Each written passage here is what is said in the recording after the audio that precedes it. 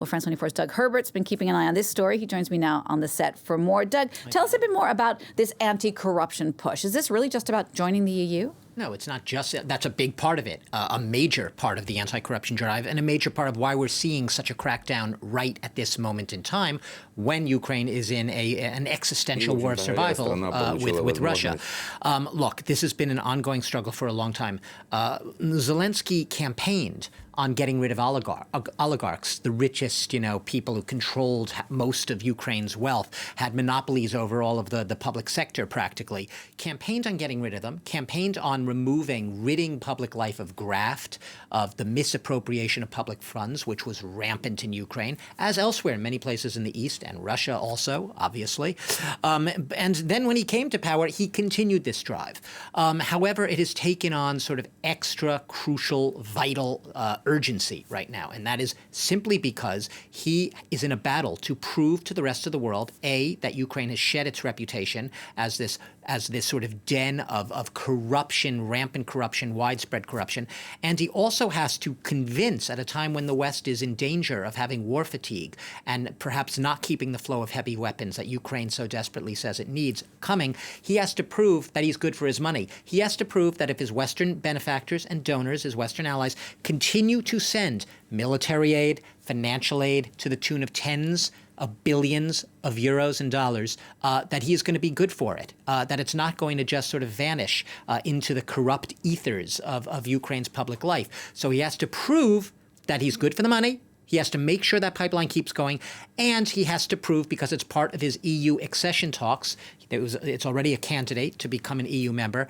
he has to prove that corruption is a big part of becoming a member, convincing the EU that you conform to the anti-corruption standards of the other 27 members of the European Union. So it's a big part of that. Europe is absolutely the plank that is driving the urgency of this corruption drive, but it's been going on a while. And Ukraine does still have a long way to go, obviously, yes, but it has made progress over the past decade. Tons of progress. And I'm not exaggerating using the word tons. Look, it came from almost nowhere. It was a den of corruption a little more than a decade ago. Since 2014 and the so-called Revolution of Dignity, the Maidan Revolution, you've had a number of agencies created. Let me see if I could bring it up there.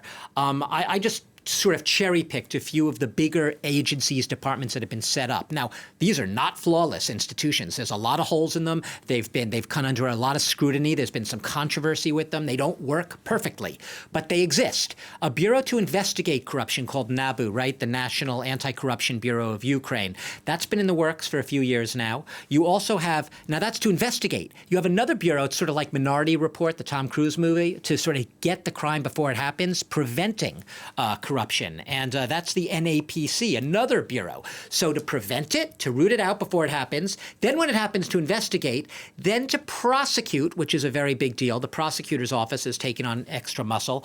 And then the High Anti-Corruption Court, the so-called HACC, which is exactly what it sounds like. It is a court that then hear the cases that come before it after being prosecuted.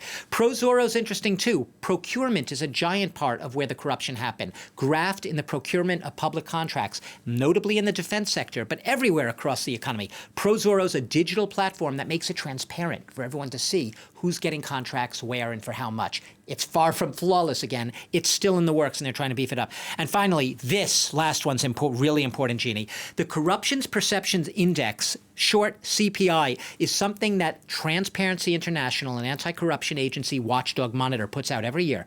In their latest report, they have said that Ukraine is one of the few countries that have made significant improvements in their corruption perception. It's gone up 8 points since 2013. Russia, by comparison, right now ranks 137 out of 180 countries in the world in terms of corruption. Ukraine is way higher than Russia. It's at 116 out of 180. So if you want to compare the two, there is no comparison at this point. But like you said, Ukraine has a long way to go, and it recognizes that. Doug, thanks for that. France 24's Doug Herbert.